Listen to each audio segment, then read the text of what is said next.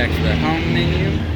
All right, so for using the navigation, you'll see a little nav symbol that's very dim right now. If you hold up on the menu, it'll switch that to navigation. Now this little wonder wheel controls that. So if you click inward, oh, there we go. Then you can roll out to zoom out, roll it in to zoom in.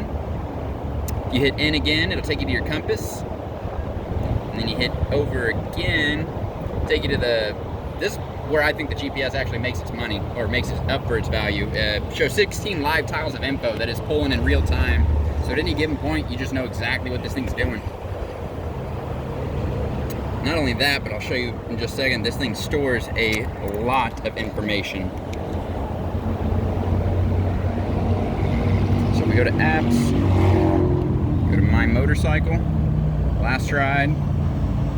We can see what your average speed is, what your fuel economy is, your minimum and maximum lean angles. We can see how many times you turned, how many times you shifted gears, your average throttle percentage, how many times you hit the front or rear brakes, the temperatures, minimums, averages, maximums. It tracks just a ton of info.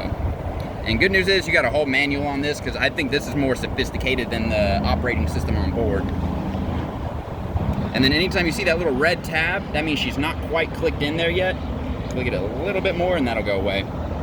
And then getting that GPS on and off whenever you're, so your key, this is basically in the lock position. There's a little lever back here.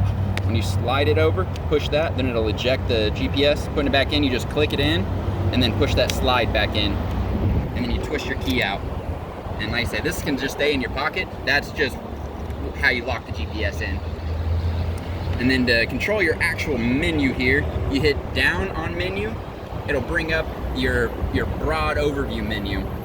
And my vehicle is where we were just at, where we were looking inside at the temperatures, the tire pressures, the fuel range, battery voltage, the computer information, trip information.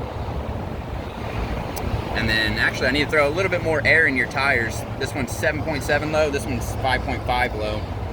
But I like this screen because it'll show you where the tire pressure's at, what it recommends, and what the actual difference is between them. And then if you have any messages due or on the bike, it'll show them all here. So you have 608 miles till the service is due. And it just tells you to have a dealer do it. Then, Blake, do you mind if I get that check from you? Or you guys, I'm sorry, I'm interrupting you. Do you want money? Well, I was just going to have Amber verify it in the meantime while you guys are going over this one. And whenever you pair your phone to it, keep going. Whenever you pair your phone to it, you can get the turn-by-turn direction on the navigation. You can change the song that's going on in your helmet, or you can change, select who you want to call off the menu. If you hit up on the menu, that's essentially your back button. And then over here is how you operate your cruise control. Slide that over to turn it on, and to actually engage it, you're just going to click forward whenever you're at speed. If you want to accelerate, click forward. If you want to decelerate, click it backward. And you also have electronic suspension on the bike, which the bike will need to be running for.